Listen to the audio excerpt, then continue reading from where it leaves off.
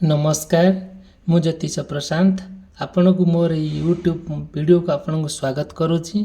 चलतु देखा आज ये वीडियो माध्यम आपण पार्टनर करेन्ट फीलिंग्स यहाँ कंप्लीटली भाव टाइमलेस रीडिंग यहाँ सब बेले आपण को प्रযোज्य जोटा कि ये वीडियो माध्यम मु आपणकर पार्टनर फीलिंग्स से कौन भावुंट उद्देश्य कौन से कौन चाहूँगी से तांकर लक्ष्य कौन मु डिटेल और विस्तीर्ण भाव में ये वीडियो माध्यम कहि आरंभ शेष पर्यंत देखापी आपण भूलिबे नहीं।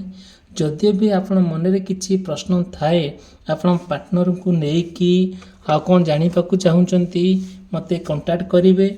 मोर पर्सनल नंबर देइछि से आपण को जहाँ तार रेमेडीज आपण को बतेबी।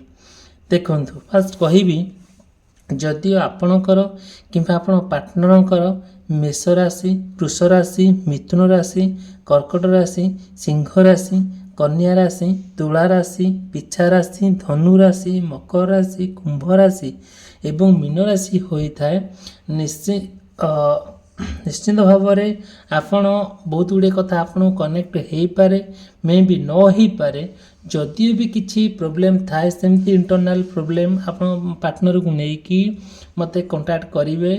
मु मोर पर्सनल रीडिंग माध्यम आपण को डिटेल विस्तृत भाव में आप पार्टनर मनर भावना को लेकिन आप सब कहि फास्ट देखु फास्ट कहबी कि आम तो जो जेनराली भाव में मुझे कहली जे ये राशि विशेष व्यक्ति मानक प्रযোज्य बोली स्पेशली कहूँ कौन मेष राशि, कर्कट राशि, तुला राशि, मकर राशि यही राशि व्यक्ति विशेष माने व्यक्ति विशेष मानी कौन जदिओ आपण कि आपण पार्टनर भितर गोटे सुंदर भल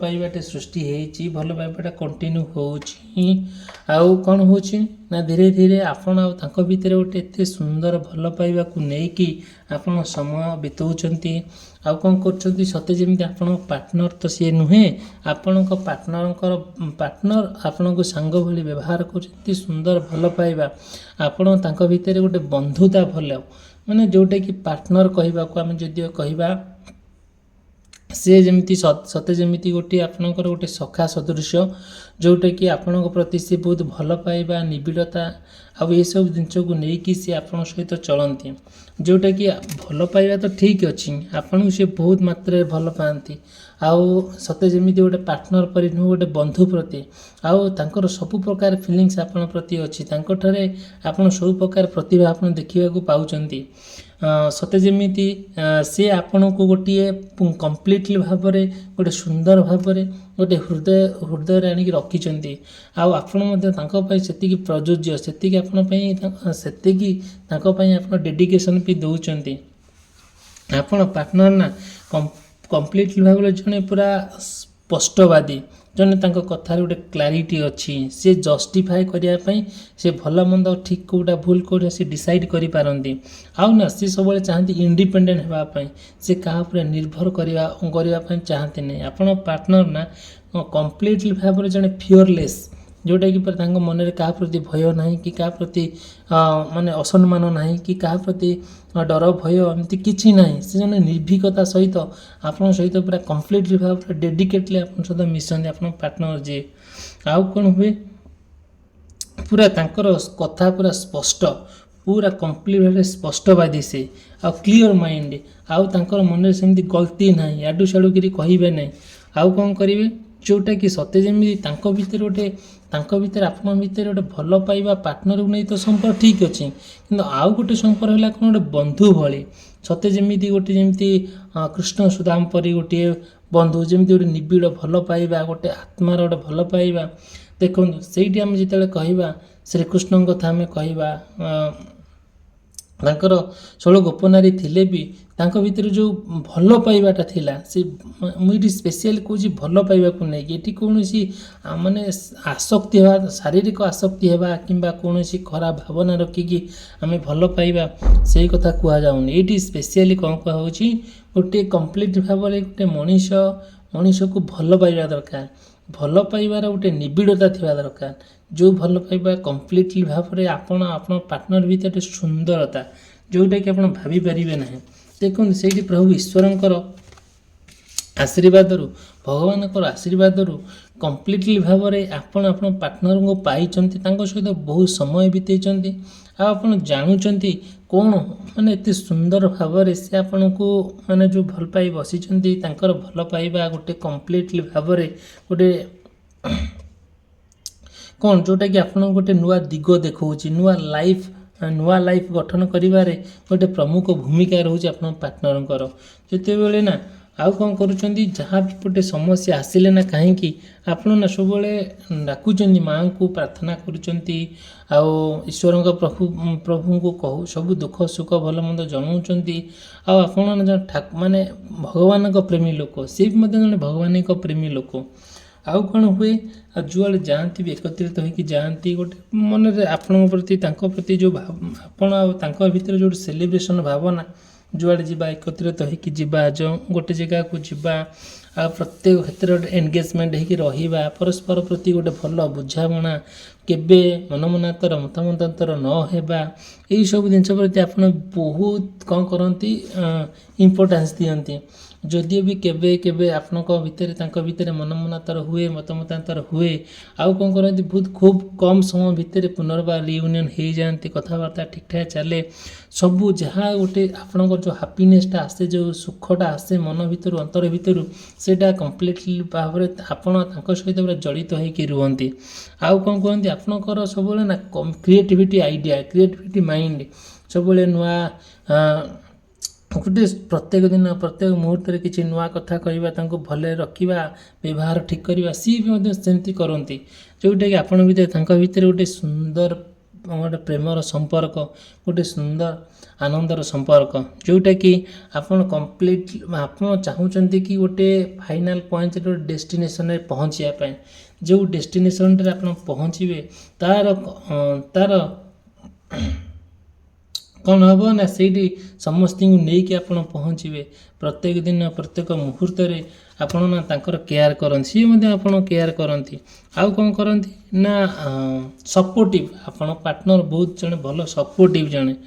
ଆଉ ତାଙ୍କର ଯାହା ଇଚ୍ଛା ନା ଆପଣଙ୍କ ସହିତ ସେ ସେୟାର କରନ୍ତି, ଆପଣଙ୍କର ଯାହା ସେ ସେୟାର କରନ୍ତି। ଏମିତି କିଛି ଦିନ, ବହୁତ ଦିନ ଧରିକି ଆପଣ ଆଉ ପାର୍ଟନର ଭିତରେ ଗୋଟେ ସୁନ୍ଦର ସମ୍ପର୍କକୁ ନେଇକି ଆପଣ ଗୋଟେ ଜୀବନ ବିତାଉଥିଲେ, ଗୋଟେ ହସ ଖୁସିରେ ରହୁଥିଲେ, ଗୋଟେ ସୁନା ସଂସାର ଥିଲା। ଏବେ ଆଜିକାଲି କ'ଣ ହେଇଛି ଜାଣନ୍ତି ନା, ଆଜିକାଲି ଆପଣ ପାର୍ଟନର ନା ସମ୍ପୂର୍ଣ୍ଣ ଭାବରେ ବଦଳି ଯାଇଛନ୍ତି। ତାଙ୍କ ମନୋଭାବ କେମିତି ଗୋଟେ ହେଇଯାଇଛି, ସେ ଆପଣଙ୍କୁ ଗୋଟେ ଇଗ୍ନୋର କରି ଚାଲିଛନ୍ତି, ଗୋଟେ ଡାଉଟ୍ କରୁଛନ୍ତି, ଗୋଟେ ମିଛ କହିବାର ଗୋଟେ ପ୍ରତାରଣା କରୁଛନ୍ତି, ଯେଉଁଟାକି ଭାବିବା ବଡ଼ କଷ୍ଟ ହେଉଛି। ସେଇଟାକୁ ଆପଣ ଯେବେ ବି ଭାବିଲେ, ଯାହା ବି କଲେ ନା କାହିଁକି, ସେ ଜିନିଷ ଆପଣଙ୍କୁ ଖାଲି ମନେ ପକାଇ ଦେଉଛି। ଆଉ ସେ କଥାକୁ ନେଇକିନା ଆପଣ କିଛି ମାନେ କରି ବି ପାରୁନାହାନ୍ତି। ସବୁବେଳେ କ'ଣ କରୁଛନ୍ତି, ଗୋଟେ ତାଙ୍କୁ ବୁଝାଉଛନ୍ତି, ଜାଣିବାକୁ ସତ କ'ଣ ଜାଣିବାକୁ ଚାହୁଁଛନ୍ତି, ସେ ବୁଝିକି ବି ବୁଝିବା ଅବସ୍ଥାରେ ନାହାନ୍ତି। କ'ଣ ହେଇଛି କେଜାଣି, ଆପଣ ଏମିତି କିଛି ଦିନ ପରେ ତାଙ୍କୁ କାଉନସିଲିଂ କଲେ, ଷ୍ଟଡି କଲେ, କାହିଁକି ମୋର ପାର୍ଟନର ଏମିତି ହେଇଛି, କ'ଣ ତା'ର ଉଦ୍ଦେଶ୍ୟ, କ'ଣ ତା'ର ରହସ୍ୟ, କ'ଣ କାହିଁକି ଏମିତି ସ୍ପେସିଆଲି କାହିଁକି ମୋଠୁ ଦୂରେଇ ଯାଉଛି, ତା'ର ମୂଳ ଭାବନା କ'ଣ।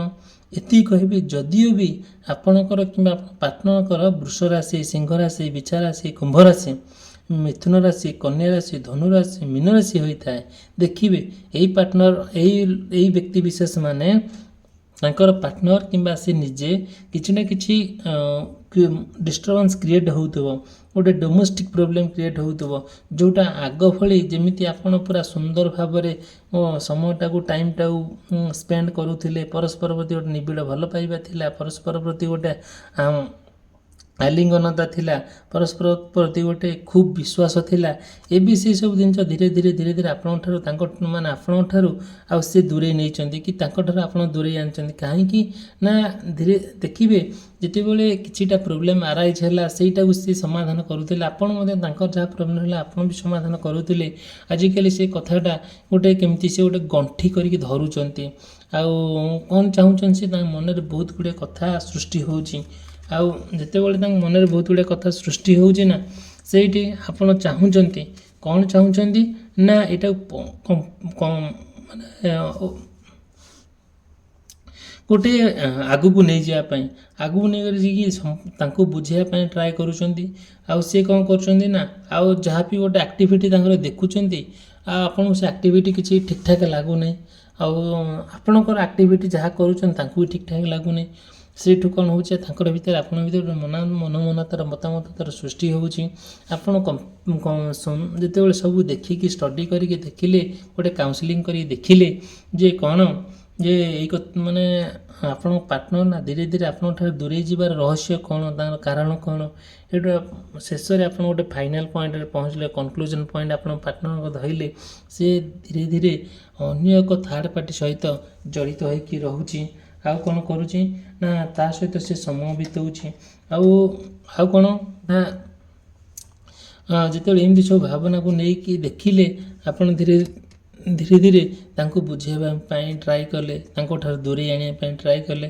ଆଉ ଭଗବାନଙ୍କୁ ସବୁ ପ୍ରତ୍ୟେକ ମୁହୂର୍ତ୍ତରେ ପ୍ରତ୍ୟେକ ମୁମେଣ୍ଟରେ ଆପଣ ଜଣେ ଭଗବାନ ପ୍ରେମୀ ଲୋକ ନା, ଆପଣ ଭଗବାନଙ୍କୁ କେବେ ଛାଡ଼ି ପାରନ୍ତି ନାହିଁ। ଆଉ ସବୁ ଭଗବାନଙ୍କୁ ଜଣାନ୍ତି, ପ୍ରଭୁ ଈଶ୍ୱରଙ୍କୁ ଜଣାନ୍ତି, ମାଆଙ୍କୁ ଜଣାନ୍ତି। ସେଇଠୁ କ'ଣ ହେଲା, ଆପଣଙ୍କ ଯେଉଁ ସମସ୍ୟା ଥିଲା ସେ ସମସ୍ୟାକୁ ନେଇକି ଆପଣ ଭଗବାନ ପାଖକୁ ଜଣାଇଲେ, ଠିକ୍ଠାକ୍ ଥିଲା, ସବୁ କିଛି ପୁନର୍ବାର ଠିକ୍ଠାକ୍ ହୋଇଗଲା। ଆଉ କିଛି ଦିନ ଗଲା ପରେ ପୁନର୍ବାର ଡିଷ୍ଟର୍ବାନ୍ସ ହେଲା। ଏମିତି ଅପ୍ ଡାଉନ୍ ଆପଣଙ୍କ ରିଲେସନ୍ ଭିତରେ ଗୋଟେ ଅପ୍ ଡାଉନ୍ ସୃଷ୍ଟି ହେଲା। ଆଉ କ'ଣ କରାଯିବ ସେଇ କଥାକୁ ନେଇକି ଆପଣ ତ ଚିନ୍ତାରେ ବହୁତ ମଗ୍ନ ହେଲେ, ସେଇ କଥାକୁ ନେଇକି ଆପଣ ବହୁତ ଭାଙ୍ଗି ପଡ଼ିଲେ। ସେଇ କଥାକୁ ଚିନ୍ତା କରି ବହୁତ ଦୁଃଖ କଷ୍ଟ ଯନ୍ତ୍ରଣା ସମୟକୁ କାଳତିପାତ କଲେ। ଆଉ ଏମିତି ହେଲା ଭିତରେ ଗୋଟେ ଆପଣ କୌଣସି କନକ୍ଲୁଜନ୍ ପଏଣ୍ଟରେ ପହଞ୍ଚି ପାରିଲେନି। ଧୀରେ ଧୀରେ ସିଏ ଆଉ କାହାର ହେଇଯାଉଛନ୍ତି, ଆପଣ ତାଙ୍କୁ ଆଣିପାରୁନାହାନ୍ତି। ଏମିତି ବହୁତ ସଂଘର୍ଷମୟ ହେଉଛି। ଯଦିଓ ବି ଆପଣଙ୍କର ମନରେ ଏମିତି କିଛି ସମସ୍ୟା ଦେଖାଦେଉଛି, ମୋତେ କଣ୍ଟାକ୍ଟ କରିବେ। ଆଉ ମୁଁ ତାହାର ରେମେଡ଼ିସ୍ ଆପଣଙ୍କୁ କହିବି। ଆପଣଙ୍କ ପାର୍ଟନରକୁ ଆପଣ ଖୁସିରେ ଆରାମରେ ପାଇକି ରହିବେ, ଆଜୀବନ ତାଙ୍କ ସହିତ ସମୟ ବିତେଇବେ। ଯଦି ଭିଡ଼ିଓଟି ଭଲ ଲାଗୁଥାଏ, ଭିଡ଼ିଓକୁ ଲାଇକ୍ କରିବା ପାଇଁ, ଚ୍ୟାନେଲ୍ ସବସ୍କ୍ରାଇବ୍ କରିବା ପାଇଁ ଭୁଲିବେ ନାହିଁ। ଭିଡ଼ିଓଟି ରଖିଲି, ସମାପ୍ତ କଲି, ରହିଲି, ନମସ୍କାର।